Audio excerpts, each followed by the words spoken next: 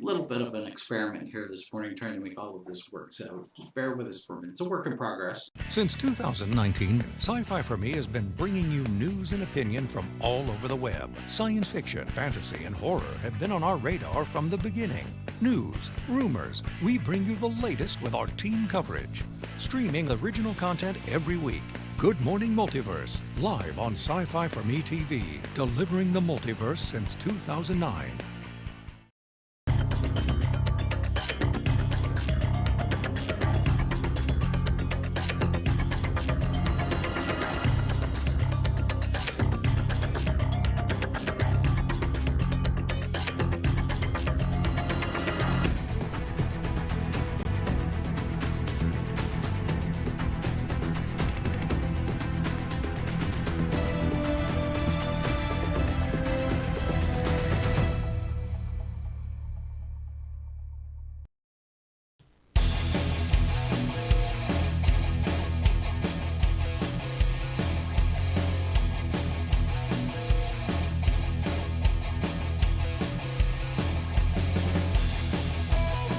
Okay, ladies and gentlemen, I know it's a weird thing. It's Friday,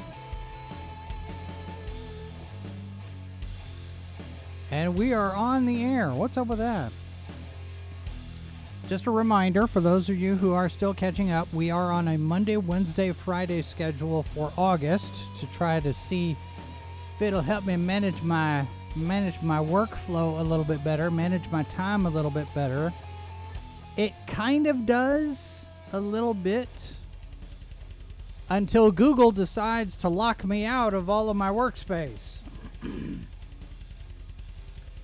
I hate Google. I really, really, really do. The end of Section 230 cannot come fast enough, I'll tell you that. All right, so yeah, we're doing Monday, Wednesday, Friday for August just to see what's going on. We are broadcasting live from the bunker. My name is Jason Hunt. I am the editor here at Sci-Fi for Me. Happy to have you all here with us. We're live to Odyssey, Facebook, and YouTube. And this show is available on a number of podcast platforms, including iHeartRadio, Spotify, Apple, Amazon, so you can find us in various different places there if that's your preference. And of course, we do welcome your feedback. You can jump in the chat, you can leave a comment, you can send us an email, livefromthebunker at sci-fi4me.com. And I do read every comment, I do read every email. And I got a question: does the CDC even have any more credibility at all anymore? Anyway, all right. So yeah, Google has been sending me emails of late, basically saying, "Hey, your subscription to Workspace, Google Workspace, is about to expire. We need to update your billing and update your account information, whatever." And I go into my Google Space, my Google account, and I don't see anything listed in the subscriptions that says that I'm subscribed to anything called Google Workspace. And Google's emails are not very clear at all as far as what exactly Google Workspace is. Well, it turns out that Google Workspace is all of the pieces where you can collaborate on documents and spreadsheets and file sharing and storage and everything that you need in order to be able to collaborate with the rest of your team. So I now don't have any access to all of the documents that we usually use to prepare for shows. So now we've got to completely rebuild everything because they're going to charge. They want money for it, of course. You know, the free trial, the free 14-day trial that I didn't realize that I was in, has now expired. So I need what's the $6 per user per month. So we're going to end up somewhere around $250, $260 a year, just so everybody can have access to the stuff. So I'm looking for alternatives because, limited resources and whatnot being what they are here, I don't have $250, $260 to spend every year for that. unless somebody wants to be really, really, really generous with the super chat or something and send it to us. But yeah, it's frustrating. It's very, very, very frustrating. So anyway, all right. And it doesn't look like the chat widget is working very well. Let me see if I can get that thing going again. Sci-Fi Snob says check is in the mail. I appreciate that. Yeah, we'll see. I don't know. There are days. There are days. I'll just say it that way. Real quick reminder. Speaking of getting everybody on board and supporting, we do have the TV.2 here on YouTube. Looking for subscribers over there. Basically, what we're doing is all of the live stuff that we do here, and any pre-recorded stuff, all of that's going to live over there. Everything on the TV.2 is an upload. There's no live video over on the upload, and the goal is to test how that affects the algorithm in terms of search and recommendations, all other stuff. Because I keep seeing all this back and forth, because YouTube is a Google product, all of this stuff being the hybrid channels like ours with live and recorded stuff. Apparently the algorithm doesn't like it as much. It's not as friendly in terms of search results and recommendations and here's what you can watch next type thing. So we're going to try this. I'm going to see what happens with the TV.2. It might not do anything. It may not go anywhere. You got 13 subscribers over there. We're just over 2,100 on our main YouTube channel. We got 193 over on Odyssey. So we're crawling forward on our way, but you know, it is what it is.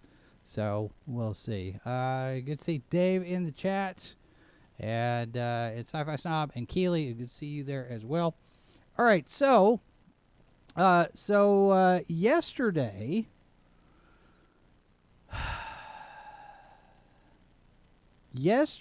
we got the Warner Brothers Discovery call, the second quarter financial call. And we talked a little bit on Wednesday about what the expectations were going to be for this thing, because on Wednesday we were talking about the cancellation of Batgirl. Culture Casino was on, and we were talking a little bit about that, plus the cancellation of the Scoob sequel. And you had a number of different things that were being canceled or rumored to be canceled. The Supergirl project with Sasha Calle looks like it's not going to be moving forward. And there was speculation on the Flash and all of these different things about what's Warner Brothers going to do next. Well, we found out yesterday. Warner Brothers and Discovery, Warner Brothers Discovery is changing their entire strategy, basically, from what AT&T and Jason Kilar and that bunch did.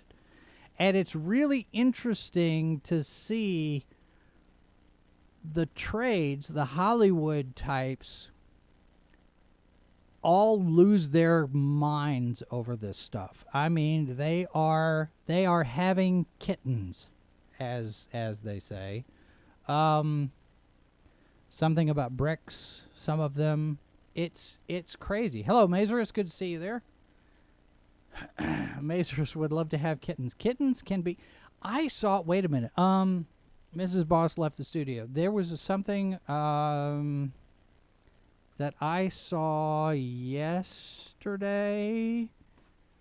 Something about cats. And it was a story about a cat who prevented a burglary. Apparently, there was this person. The cat woke him up in the middle of the night, yelling and scratching and saying, "Hey, wake up, wake up, wake up!" Turns out, there were some visitors on the property who weren't supposed to be there. One of them was armed. One of them had a crowbar, and they were getting ready to break in. And the cat woke up the owner, and there was fortunately not any kind of a confrontation. So on occasion, cats can be useful. I've had cats. I've had dogs. I like dogs better myself, but there's nothing wrong with cats. Cats can be very cute when they're kittens, and then they're cats, and they're not cute anymore. All right, so Warner Brothers Discovery. So we're talking about Batgirl on Wednesday. It gets canceled. Scoob gets canceled. People are just blowing a gasket over this thing. And then we had the second quarter earnings call yesterday. Now, we also had the Paramount report that came out yesterday morning, but nobody's talking about Paramount because everybody's talking about Warner Brothers Discovery. Three things happened. Besides the call, you had also, you had the cancellation of Batgirl, but you also had Lady Gaga posting over on Instagram the first teaser for the sequel to The Joker with her and Joaquin Phoenix. And this is our first official confirmation that she's in the movie, and it looks like she's playing Harley Quinn. So those kind of things are going into this call. We have Batgirl and Joker 2, right? And as we're getting into this, of course, everybody's speculating why it happened. Why did it happen? Why did it happen? We get the reports that it was a tax write-off more than anything else, because there is a window. There's a certain amount of time from the merger, from the close of the merger, to a certain particular time when they can write off expenses from the previous regime. So what they're calling Legacy Warner Media. And Legacy Warner Media spent a bunch of money, and Legacy Warner Media had $43 billion of debt that Warner Brothers Discovery is now having to deal with. So it's one of those things where now we have to cut costs. We have to figure out how do we minimize what this stuff is going to cost us and maximize our profit. And it is an interesting strategy, because they've sat there and said what Jason Kilar's bunch was going to do, we're not going to do. And it's interesting to hear them say. I want to play a clip from the call. This is J.B. Perrette, who's the CEO and president of Global Streaming and Games.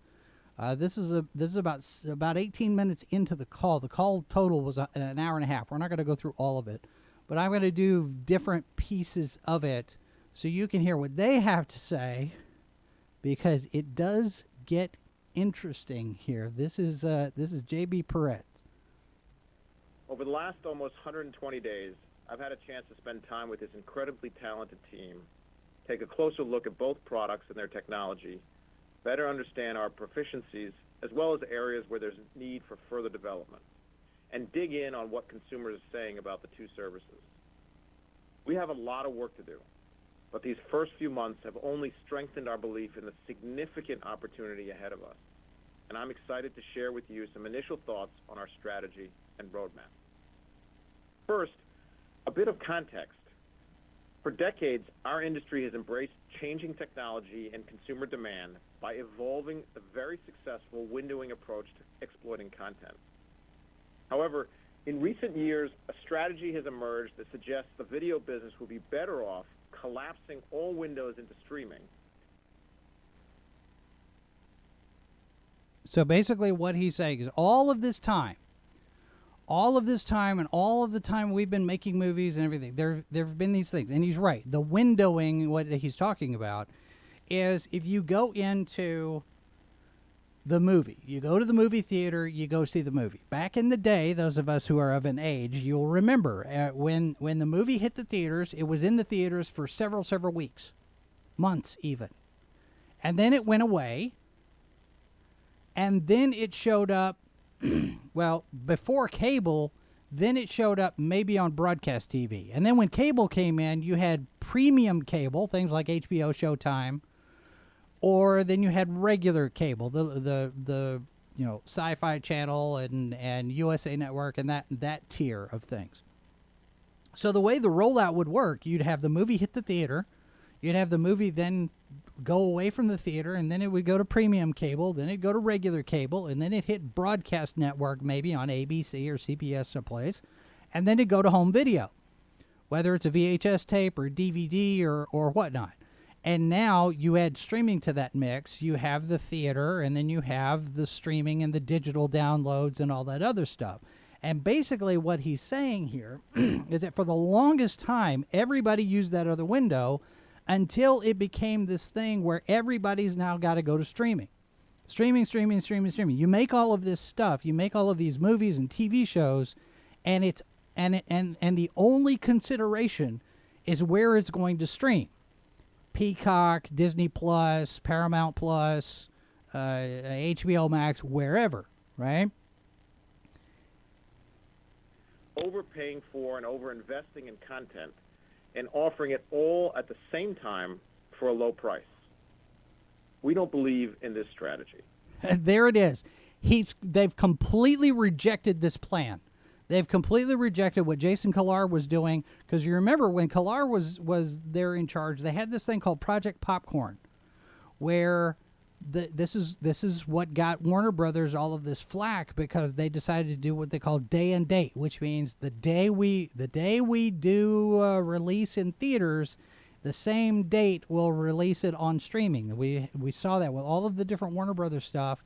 And remember, Christopher Nolan left Warner Brothers over this. He was so disgusted with that plan, he ended up doing his next picture over at Universal, because day and date hurts the theatrical window, and it does harm to the marketing of your movie. And if you're going to make a movie, you make a movie to be up in the movie theater, right? Except Kilar and AT&T and that bunch decided, well, we're going to put everything in. And of course, there's the pandemic and there's the lockdown, and you got to make adjustments over that, and I get that. But if you're going to do this strategy where everything that you do is going straight to your streaming service, you're going to lose money, because how many $150, $200 million movies ended up on the streaming channel and didn't get the window, the theatrical window that it needed in order to make its money back? Now, remember, if you look at it, and we've talked about this in a couple of places, and Culture Casino's talked about it, the ratio, when you look at how much money that you have to make at the box office in order to break even, the number is, you figure you've got your production budget, which is the amount of money that it takes to make the movie. All right, you pay your cast, you pay your crew, you do all your post-production, you do all your special effects, all of the editing and all the music and everything else. All of the money that it takes to make the film, and it's finished and done and ready to go out. Then you have what's called P&A, promotions and advertising, where you have, or M&A, marketing and advertising. You have your advertising expenses, you have your press junkets, you have your press releases, you have your marketing team, you have all your social media, all your advertising spends, everything that you have to do in order to promote your movie. And generally, you're looking at spending about as much to promote the film as you do to make the film. And then you have the split with the theater company, the theater owners, and the theater owners are now in a position where they can kind of dictate terms a little bit, because the movie studios need the theaters more than the theaters need the studios at this point. Because the theaters made adjustments. Okay, we can rent our space out. We can do the Fathom events things and all that. They can make some adjustments. But the movie studios have to go into the theaters, sort of, some, and the studios are starting to realize that this day and date thing doesn't make them as much money as it needs to. So the movie theaters have their cut, and the way it works is a percentage goes to the theater house, that goes to the house, the gate, and a percentage goes to the studio.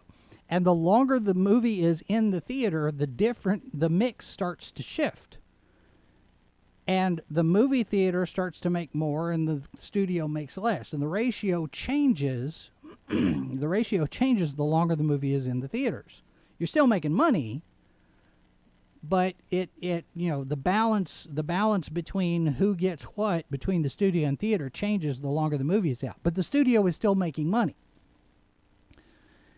And going to streaming, all of this stuff, Perret's sitting there saying, we're not going to go off of this model anymore because, movies and TV, they're completely different things, and movies need to be enjoyed in the movie theater. And Zaslav says in this call, we want to maximize profit for everything that we make.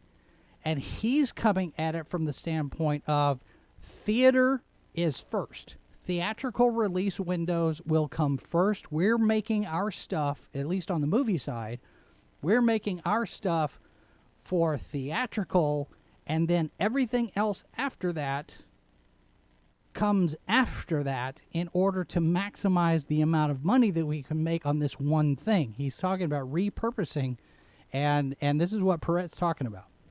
While we intend for streaming to be a critical part of our company and a key driver of our growth as consumers continue to shift their viewing habits from linear to nonlinear, it's only one part of our diversified approach. The focus of our streaming strategy is consumer choice. We believe there are multiple global consumer segments in streaming. All right, so I'm going to skip through some of this because I'm wanting to get to the other part because here's a piece. I'm not going to play this, but here's a piece. This is a slide that popped up on the show. Was talking about the audience tendencies because they are confirming in this call that HBO Max and Discovery Plus are going to merge. There's going to be one streaming service that takes both of these things. It takes the technology of one, the programming of both, mixes it all together, and it's going to start rolling out starting in 2023. They don't have a name for it, and I'm trying to get the hashtag going here. If they don't call this thing Disco Max, I'm going to be very disappointed. So get out there on your social medias, and let's get a trend going with hashtag Disco Max, because that's what this thing needs to be called. It sells itself, right? But people are losing their minds over this particular slide, which shows that HBO Max, the audience for HBO Max, skews more toward the male demographic, and Discovery Plus skews more toward the female demographic. And you've got all sorts of people clutching their pearls. What do you mean HBO Max is for the boys? And just, the hot takes over this slide.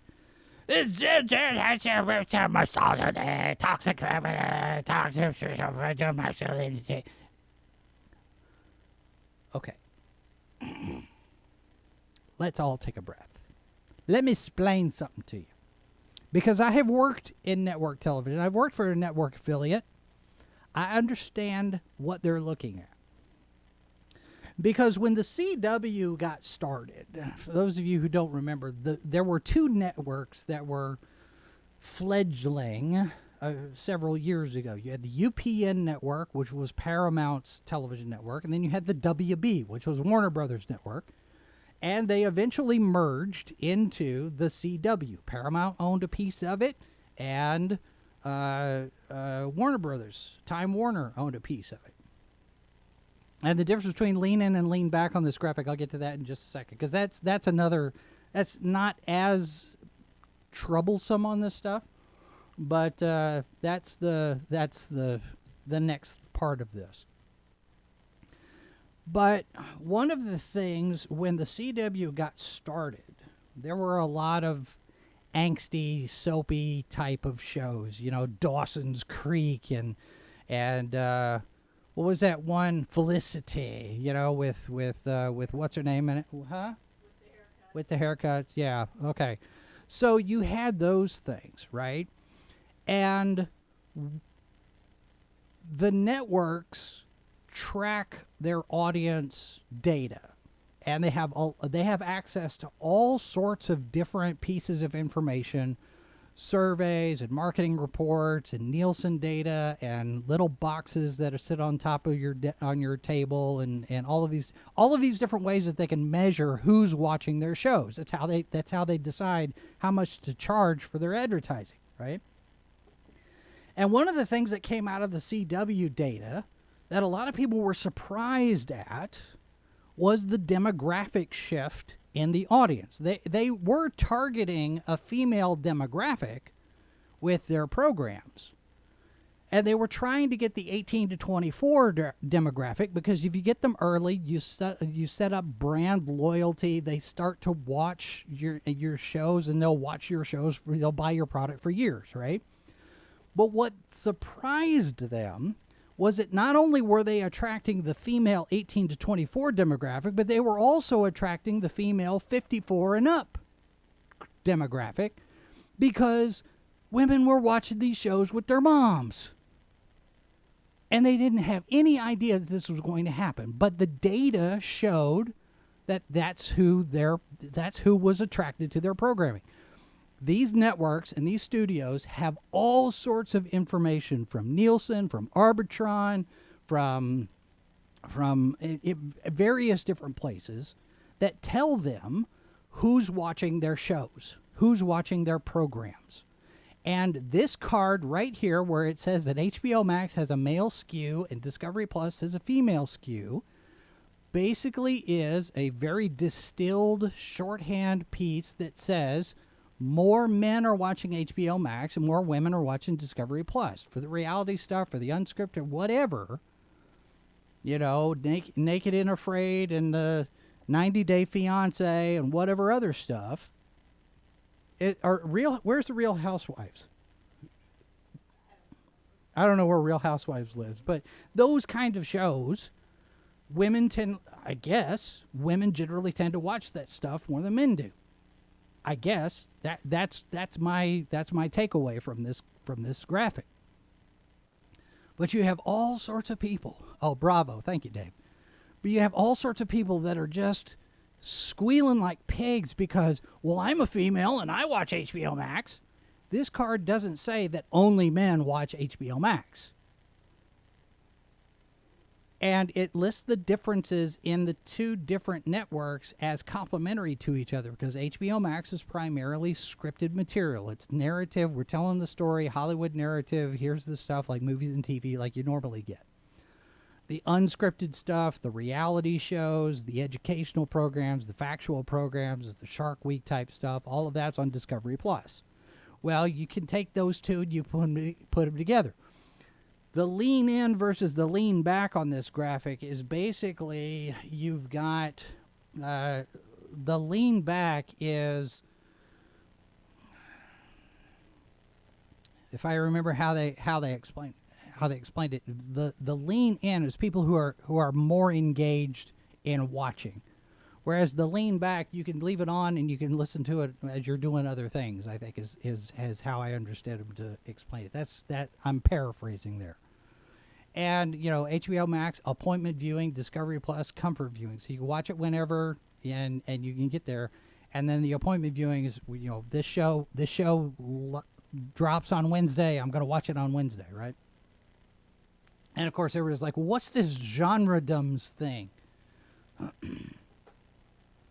HBO Max is the home of fandoms. Discovery Plus is the home of genre-doms. And it's a new term, and it's dumb. But it's themes, you know. You like Shark Week and anything that has anything to do with Shark Week or 90 Day Fiance is. I don't know what that is. Fandoms is just, you know, we know all about fandoms, don't we? Yeah, the lean back is you know, you watch it whenever, and it's, you know, it's on. I don't have to be glued to the TV in order to pay attention to all of it, right? So there's those things, and people are just losing their minds. So then we get into all of the financials. I'm not going to go through any of this stuff, but it is notable that in this call, they make a note that they expect to be able to write down 6 billion of their $43 billion debt. Now, that is billion with a B. That's a Carl Sagan billion. This is the debt that they brought on board when they merged these companies. This is not debt that Discovery created. This is debt that AT&T created, AT&T Time Warner, or AT&T Warner Media, whatever it was when they merged. So now David Zaslav and his group have to service this $43 billion in debt. And they got to find ways to cut costs and maximize their profits and get some of this stuff out of their books. And the way they're strategizing and planning, they should be able to get rid of $6 billion of that by, I think, 2024 is what they were saying. But then they get into the Q&A. And that's where it gets a little interesting, especially for those who are interested in the DC stuff. But I do want to point out to one spot here before we get into that. I do want to show you one slide that came up in the middle of Perret's presentation of this, demonstrating out the breakdown of their different divisions. Right? I need to find it. Where is it? Because David Zaslav gives his opening speech, and everything, of course, is scripted on this. Where is that? I gotta scrub through and find it, and I gotta do it. I gotta do it offline here because I can't just play it because I don't want to get hit with a bunch of copyright dings here or something. Let me look, because I know I got a basic idea where it is, but it's not where I thought it was. So let me look. Oh, let me do it this way. Let me do it this way.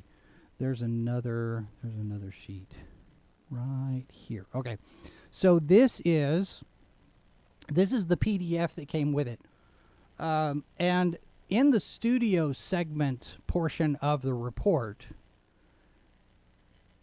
there's a banner across the top. Let me zoom in here because I want you to take a look here and see what they've got here. They've got Warner Brothers, which, Warner Brothers Pictures. You have Warner Brothers Television Group. There's Warner Brothers Games, Warner Brothers Animation, New Line Cinema. New Line is responsible for Shazam and that group.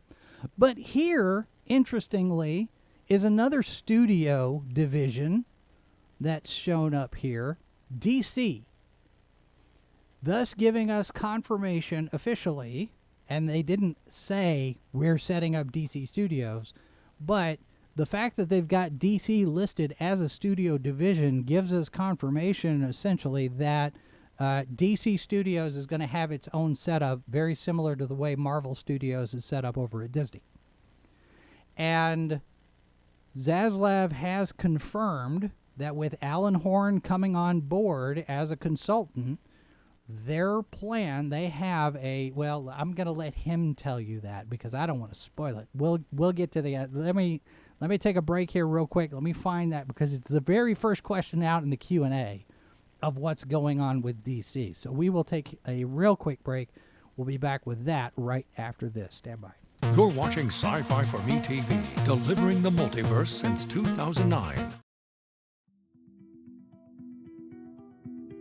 it's a real pleasure for me as a longtime fan to be sitting here with Aaron Gray. Here with Larry Hama. We're talking with Kevin J. Anderson, best-selling author. Mr. Neil Adams. I am here with David Britt. Axel Alonso, editor. Fan Days at Dallas Comic-Con with John Delancey. With Tom King. Kevin Conroy. Free comic book day. Denise Crosby. PopCon Pop McKenna Expo. Talley here on location at Star Wars We're Celebration. Expo talking for our second time with Gil Gerard. Wichita, Kansas at Time Eddie. I've got Eric Flint. Are here at Smallville Comic Con. Wizard World St. Louis. GlitchCon in Bentonville, Arkansas. WorldCon 74. We were talking with Alan Dean Foster. We are talking. Author Charlene Harris. Quincy Allen. Suzanne Lambert. Len Wein. Chris Sami. Ashley Eckstein. Mano Interremi. Jason Aaron. This is Sci-Fi for Me, your portal to the science fiction multiverse. Thanks for watching Sci-Fi for Me TV. Be sure to connect with us on social media and subscribe to our channels so you don't miss our next broadcast. You're watching Sci-Fi for Me TV, delivering the multiverse since 2009.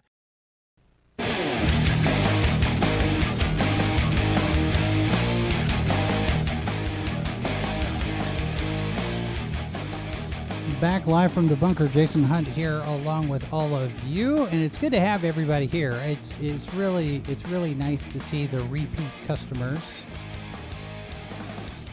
because it's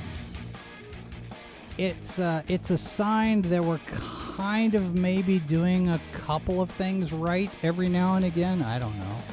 Especially given the fact that we're on Friday, and this is not a normal day for us. But yeah, a reminder that through August we are going to be doing a Monday, Wednesday, Friday schedule, just to see how it is, just to see if it helps with the planning and the management and all that other good stuff. All right, so we are talking about the Warner Brothers Discovery earnings call, second quarter earnings call that was yesterday.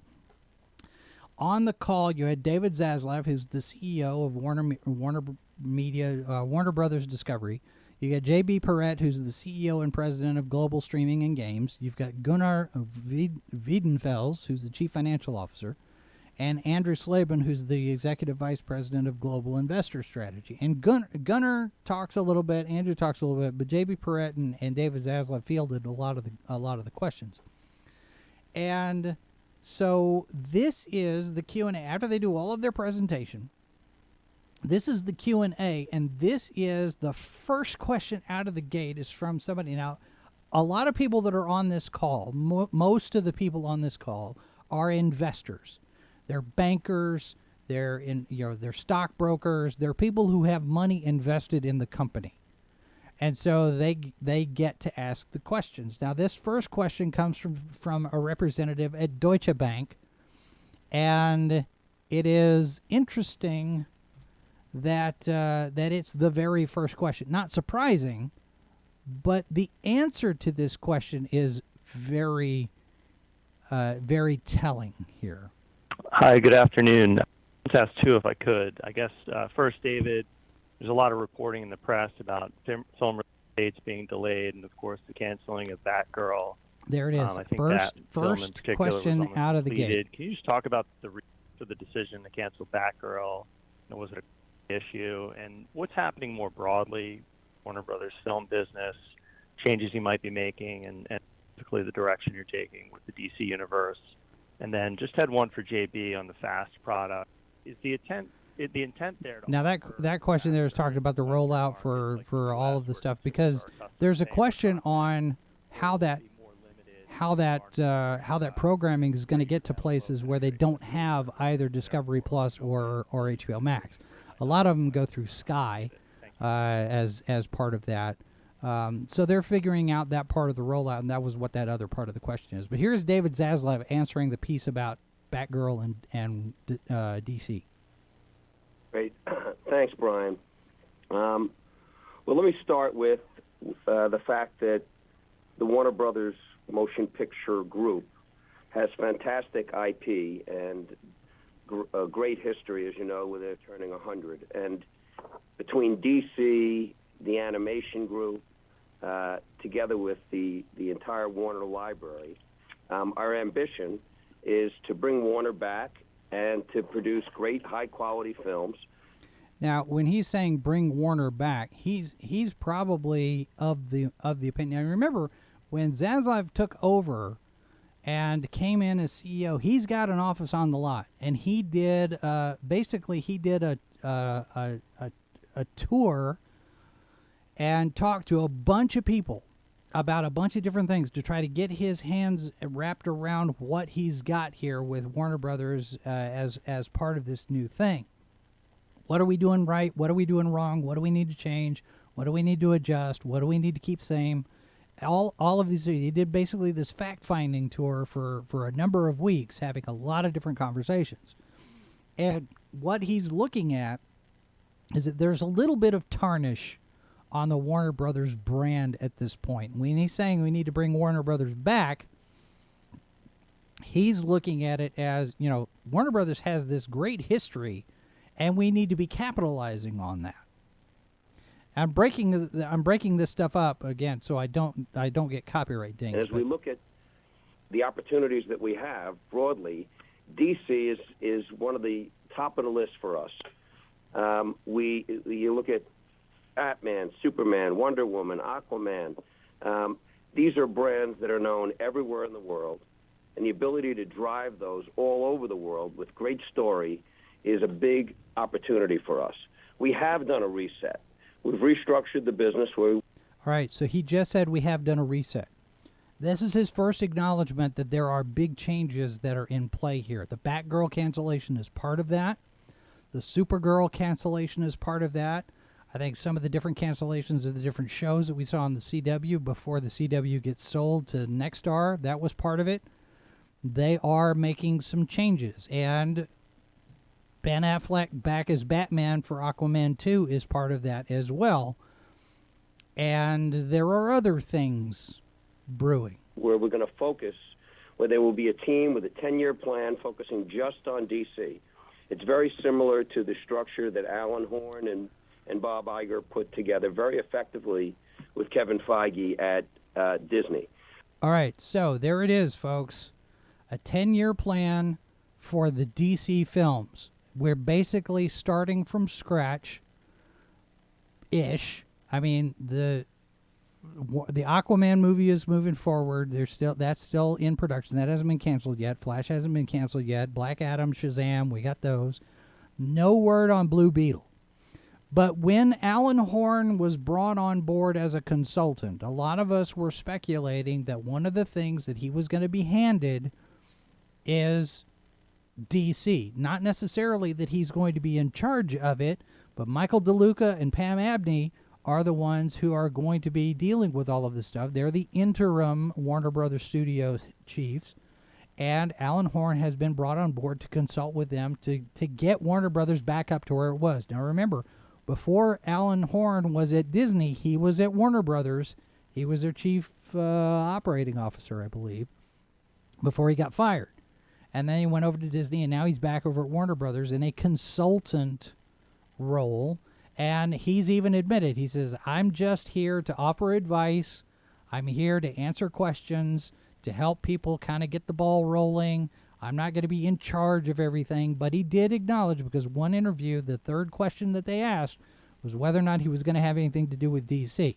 And he did say, yes, I expect to be involved in that. So now here we've got, yes, another acknowledgement that Alan Horn's going to be involved in developing this 10-year plan for DC films. So I would expect that he's going to be high up there, maybe not the one put in charge of DC Studios, but he's going to be very, very hands-on, I would expect. We think that we could build a long-term, much stronger, sustainable growth business out of DC. And as part of that, we're going to focus on quality. We're not going to release any film before it's ready. We're not going to release a film to make a quarter. We're not going to release a film the focus is going to be how do we make each of these films in general as good as possible. But DC is something that we think we could make better, and we're focused on it now. Now, that says a lot about what DC has done before and what the current occupants of the carpeted offices think about what's come before, as far as the Snyderverse, the DCEU in general, all of the stuff that Ann Sarnoff, Walter Hamada. I mean, Walter Hamada is on his way out. Now we've got a thing here. Let me pull this up real quick, because the reaction to what was going on with Batgirl, we've got this article from IGN. DC Films president was reportedly on the brink of quitting over the Batgirl cancellation. Walter Hamada, apparently was ready to quit. And he's on his way out anyway, but he was ready to walk out. He's agreed to stay with the studio until the October 21st release of Black Adam.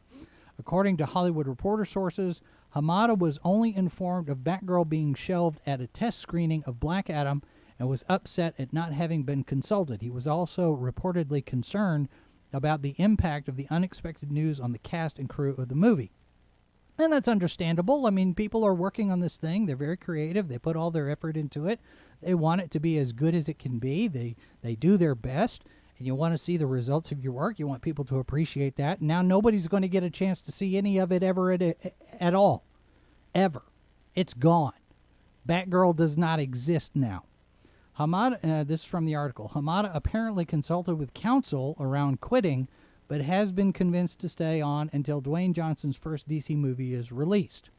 So this is just an inkling. This is just a glimpse into the reactions that people have had over the cancellation of Batgirl. We talked about it a little bit on Wednesday, but the fact that everybody who is upset over Warner Brothers canceling Batgirl have focused on the identity, the gender politics, the racial aspects, the representation part of it. Nobody is talking about what kind of story that movie was telling, or if that movie was telling a good story or not. All they're talking about is Latina lead and Muslim directors and a transgender actor playing a transgender character and LGBTQ and all of this stuff. Nobody's talking about the story. Nobody's talking about whether or not the story had any kind of value. All they're talking about is skin and plumbing. And that's, to me, that is absolutely ridiculous. And Sci-Fi Snob, you're right. They should have tried harder and made a good movie. That's to Zaslav's point. We're not going to put anything out that we don't believe in. Here is an article. This is from Puck. This is my Baloney saying David Zaslav, Batgirl. The headline: Batgirl died for our sins. David Zaslav's controversial and cold-hearted decision to kill off the movie for a tax credit isn't simply the fault of the filmmakers of Jason Clarke, the herky-jerky voyage of Warner Brothers. It's on Hollywood as a whole for worrying about being left behind by Netflix. And to a certain extent, that's right. Everybody's been so focused on streaming that you've lost sight of what Hollywood is about. Hollywood is about going to the movies.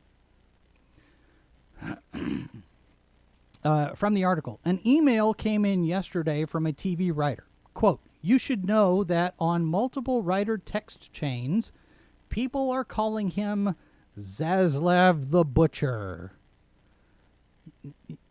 I think the Legion of Memes should probably make hay with that.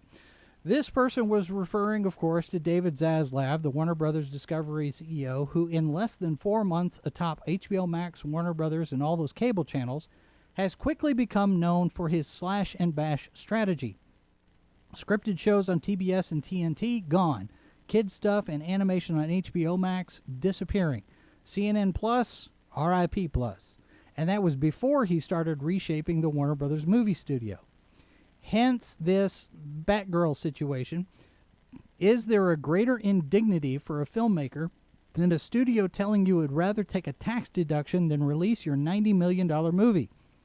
Now, I have seen 90 million, I've seen 70 million, I've seen 80 million, I've seen 100 million. Does anybody know how much it actually cost to make this movie? Because nobody seems to know how much this movie actually cost. It's not just that co-directors Adil El Arbi and Bilal Falao had nearly finished the film, or that it was based on DC characters, Warner's most prized IP. Of course, you wouldn't know it from the way that Warner's treats it. This is a freaking Batman movie featuring the OG Dark Knight Michael Keaton. Can you imagine if Disney CEO Bob Chapek just scrapped a nearly finished Marvel film? Bedlam. Chapek and his new beard would be beaten to a pulp by crazed fans with Thor hammers. Actually, probably not. Because there are fans who are complaining about Phase 4 being dull, boring, uninspired. If Chapek had canceled Thor Love and Thunder, I don't think anybody really would have lost a whole lot of sleep over it. This is how out of touch the Hollywood trades are with fans, with the general public, with the ticket buying audience. The Batgirl test screening scores were lower than recent DC fare, I'm told, and I talked to someone who attended a screening, and this is fun, sort of, depending on your point of view. Listen to this here. I talked to someone who attended a screening and said it played like a CW pilot. Ouch. Low stakes, thin characters, light action, and a twisty, convoluted plot. When viewers were asked after the screening if the movie felt big, Warner's effort to discern whether it could justify the elevated budget by releasing it theatrically, they emphatically responded no, according to this source, meaning no amount of reshoots or CGI would polish this into a theatrical diamond. So, you have the test scores. Now, we had heard that, what was it that the New York Post called it? Irredeemable, right? This was a movie that could not be saved no matter how much money you put into it. So, they take the tax write-off. They're gonna take the loss on the 70 to 80 to 90 to $100 million, whatever it ends up is, right? And it's not just Batgirl. It's Scoob, whatever the animated sequel to Scoob, that one got canceled. Supergirl was in pre-production. The Sasha Calle version of Supergirl, that was in pre-production. That's been scrapped. There's been some other stuff. The House Party remake. Several shows have been canceled, and things are quietly resetting. But then you have this whole rigmarole of my representation and my diversity and what nobody's talking about the story except David Zaslav. David Zaslav is sitting there saying, we're not going to put out garbage. We're not going to put out a story that doesn't entertain. We're not going to put out something that's low quality.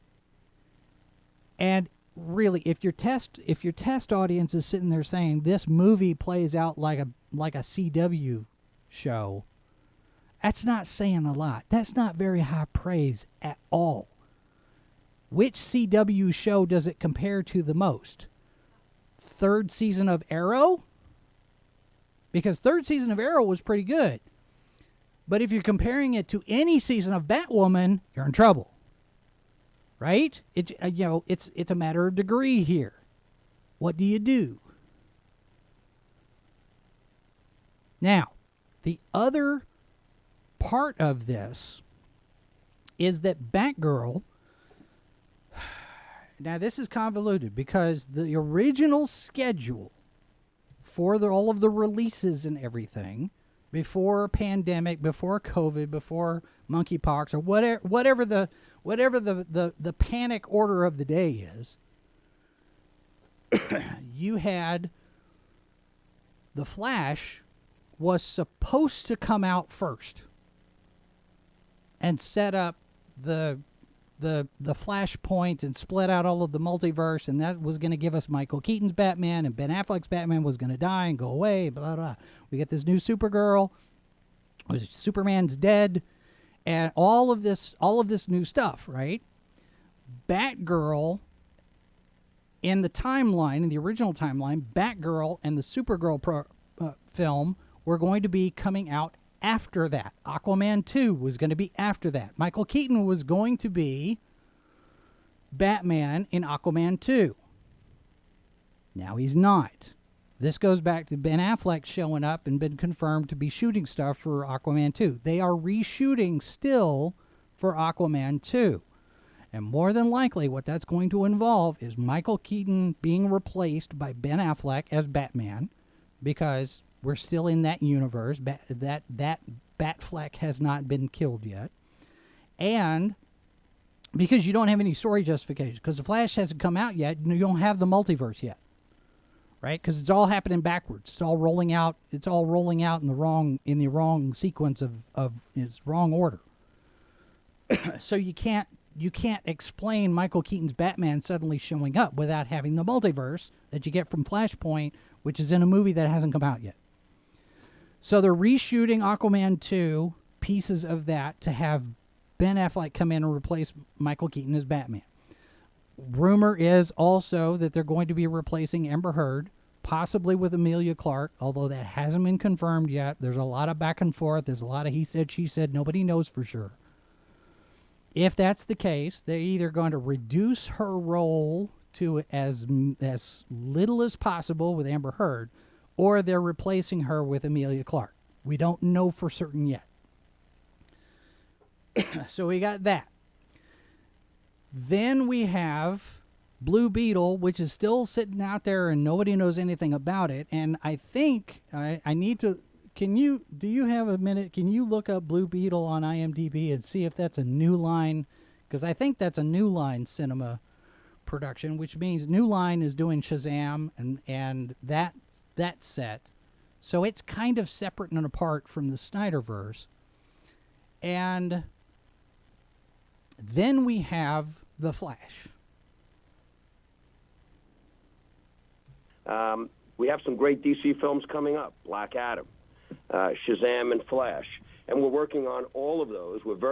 Now, this is key. I want you to listen to this because he just said Black Adam, Shazam, Flash. But DC is something that we think we could make better, and we're focused on it now.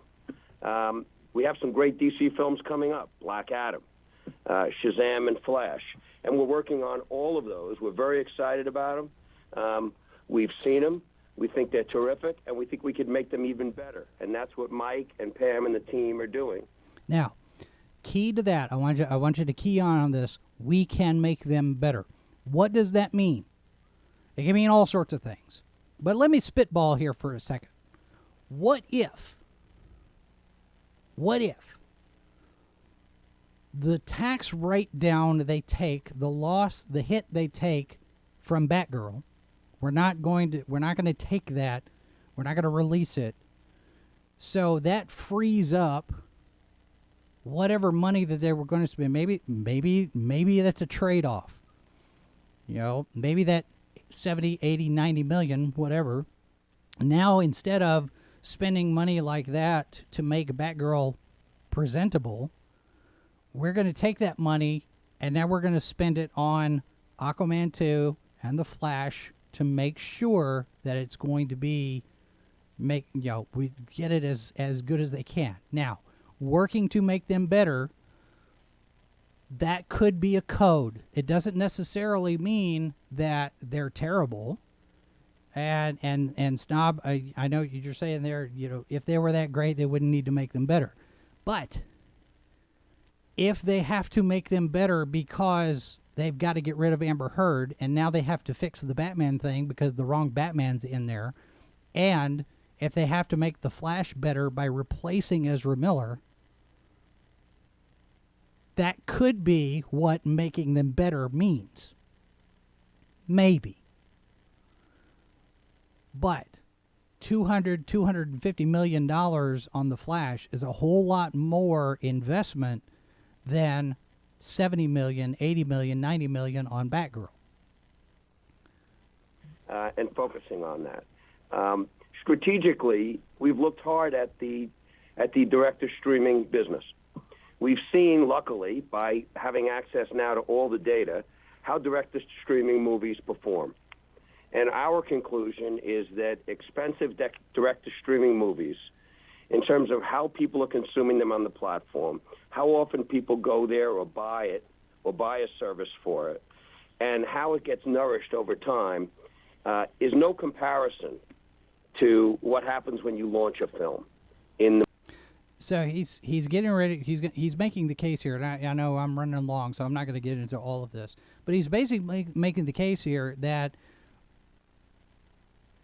theatrical is the big thing. Nothing compares, in all of the data that they've seen, nothing compares to launching a film in the theaters. Motion picture in the theaters. And so this idea of expensive films going direct to streaming, we cannot find an economic case for it. We can't find an economic value for it. And so we're making a strategic shift. As part of that, we've been out in the town talking about our commitment to the theatrical exhibition and the theatrical window. A number of movies will be launched with shorter windows. Some might have different kinds of marketing campaigns where we take advantage of us having the biggest platform and a platform that all motion picture companies look for. But we'll always be agile. Our focus will be on theatrical, and when we bring the theatrical films to HBO Max, we find they have substantially more value, and we have an ecosystem where we can have the premier motion picture business. That's why most people moved to Hollywood. That's why most people got in this business, to be on the big screen when the lights went out, and that is the magic. And the economic model is much stronger. And the other thing is that we're going to focus very hard on quality. I said we're not going to launch a movie until it's ready. Here we go. We're not going to launch a movie to make a quarter, and we are not going to release a movie, and we're not going to put a movie out unless we believe in it. Now, that is vague, but it hints at some changes in the Flash. And that's it. I mean, and particularly with DC, this is important where we here. think we want to pivot, and we want to elevate, and we want to focus. And Brian, on Fast. The other part of this, and where he gets into DC, there's another thing that Zaslav makes a point about with regard to DC. He said that DC is one of their primary brands, one of their most important brands, and they have a responsibility not only to present, good stories, good quality stories, but they have a responsibility to protect the brand. Now, he's talking specifically in terms of the film and TV side of things, but I would expect that's going to trickle down into the DC Comics as well, because you don't have DC films without DC Comics. And if you're going to protect the DC brand, then you need to protect the entirety of the DC brand. We haven't heard anything in this call about games. There's been a couple of mentions of games in terms of what kind of money is being spent or whatever, deals to be made. But there's nothing in this call really that covers anything about games, nothing that covers publishing or DC Comics or anything like that. Which means to me anyway, they're going incrementally, step by step. Okay, what are our priorities? How do we get this fixed? Then we'll move to the next one. We'll fix that problem. Then we move to the next one and fix that problem. Remember, they got $43 billion of debt that they've got to get rid of. Earlier this year, we got a report that DC Comics had consolidated into a smaller office space. They were doing the shared desk type of thing. A lot of pencils down. DC Comics is not doing as well sales-wise, and we got that data that said that the majority of the market in the United States right now, revenue, 70% of the market belongs to manga. And Zaslav being a numbers guy, he's going to be looking at that. He's going to be paying attention to that. It's like, well, wait a minute. Why does manga have such a huge share of the market? What are these independent comic book guys doing? What are all of these other ventures out here doing that we're not doing because we're not making money doing what we're doing? I would say that probably maybe in the next quarter or two, we'll get more information about what their plans are for DC Comics. Because I expect that there's going to be changes made over there as well. Because if Zaslav's talking, basically he's saying, okay, this is a numbers game. We put the movie out in the theaters. And he's talking about windows again. He's looking back at the way it used to be. You put it in the theaters, And then it goes away in the theaters, and then it's on streaming, and then it's on home movies, and then it's over on network, and you find all of these different places where you can maximize your profit, where you can make money off of the one thing over and over and over and over again. This is something that we talk about on all of the how-tos and the workshops on social media, right? Repurposing your content. So I make this video that's an hour and a half long, and then I can take snippets of it, and I can take bits and pieces of it, and I can make little promos, and I can pop some stuff over on Twitter, and I can pop some stuff over on Instagram, I can put some stuff over on Facebook, and I promote the show, right? And I take a piece of this show, and I take a piece of the H2O show, and I take a piece of Good Morning Multiverse, whatnot, and I can put together a 60-second promo, and I can drop it out in all these different places. I'm repurposing the content. I'm using it over and over again for various different methods of promoting the channel. That's what Zaslav's talking about. You do the theatrical, you do the big show, and then you go small. You funnel it down, and you put it into various different places after that, and you make money doing all of it. Whereas if you make a movie that's specifically for the streaming service, then you're locked into that, and you can't put it anywhere else. There are opportunities for making profit. And remember, $43 billion of debt. He's got to make that somewhere. And it's go big or go home time. And Zaslav doesn't strike me as a guy who's very tentative about things. And the trades hate it. All of the Hollywood hoity-toity cocktail party crowd that hate Bob Chapek also hate David Zaslav. And I am 99% certain. And we know that they probably had conversations at the Allen and Company summit here a few weeks ago, but I would feel reasonably confident that Bob Chapek and David Zaslav are having conversations. And they are having shared commiserations. My God, this Hollywood town is crazy.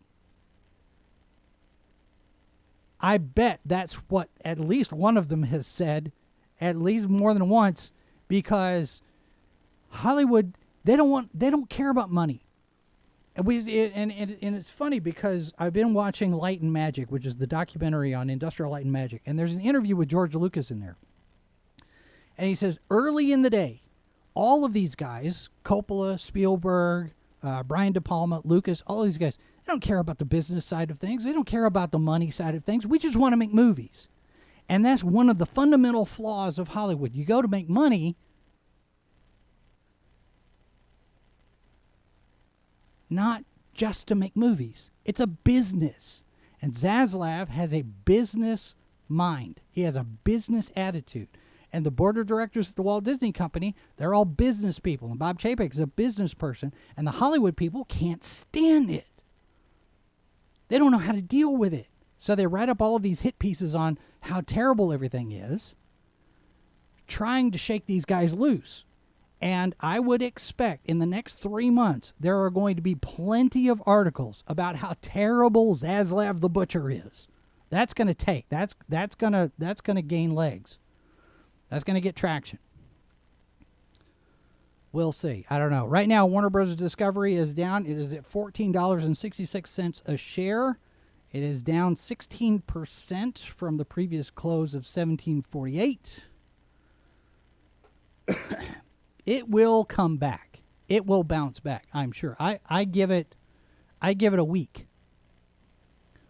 Now, again, I have absolutely no knowledge whatsoever, no expertise in investments or anything like that. So this is a complete guess on my part. But I would expect the price of Warner Brothers Discovery to start coming back after things settle, the dust gets, everything kind of starts to shake out, and here's what's going to happen and whatnot. The next piece that's got to play, the next piece of news we need to have is what's going to happen with The Flash. Everybody is waiting with bated breath to see what David Zaslav's decision is going to be on The Flash. because The Flash is still scheduled to come out. He says that in the call. The Flash is coming. We are going to get that released into the theaters. Now, the question is it going to be The Flash starring Ezra Miller, or is it going to be The Flash starring somebody else? That's the question. And we will leave it at that and go into the weekend ruminating and speculating, and we'll see what we can see. I'm sure that we will be circling back to this conversation several times as things roll out. But yeah, I just off the top of my head, I expect them to replace Ezra Miller. They'll bite the bullet. They will take the hit financially. They will spend the money to get to replace Ezra Miller. It's not going to be easy, but they're going to have to do it. I mean, this latest thing, we haven't even talked about this latest thing with him allegedly running a cult in Iceland. I mean, the hits just keep on coming when it comes to Ezra Miller. So, Sci-Fi Snob says, I'd prefer an inanimate carbon rod over Ezra Miller. I would prefer a movie about Geode before I see another movie with Ezra Miller. I will sit and watch a movie about Geode directed by Leslie Headland before I watch another movie with Ezra Miller in it. How's that? All right, thanks for being here, folks. Friday, we did Friday. We got Friday past us, so don't forget. We do have tomorrow, Good Morning Multiverse, at 11 a.m. Eastern, 10 Central. This is going to be our weekly wrap-up of the news headlines. And, of course, you can connect with us on all sorts of social media. Find us over on Odyssey. Go sign up over there. And connect with us on Odyssey, because we need the numbers. We need the numbers. If you want to give us money, we do have a PayPal account. I'm a little bit irritated with PayPal for what they did to Eric July, but we have a PayPal account. We've got a Subscribe-Star account. I probably should do something with it. There's just only so much time in the day. If anybody wants to volunteer and help us with that, we'll talk. All right. We have other plans and schemes in store, so stick around. And we will be back with the news you can use tomorrow. In the meantime, remember, the government is your enemy, and there are 4 lights. Thanks for watching Sci-Fi for Me TV. Copyright 2022 by Flaming Dog Media, LLC. All rights reserved. No portion of this program may be retransmitted without the express written consent of Flaming Dog Media. You're watching Sci-Fi for Me TV, delivering the multiverse since 2009.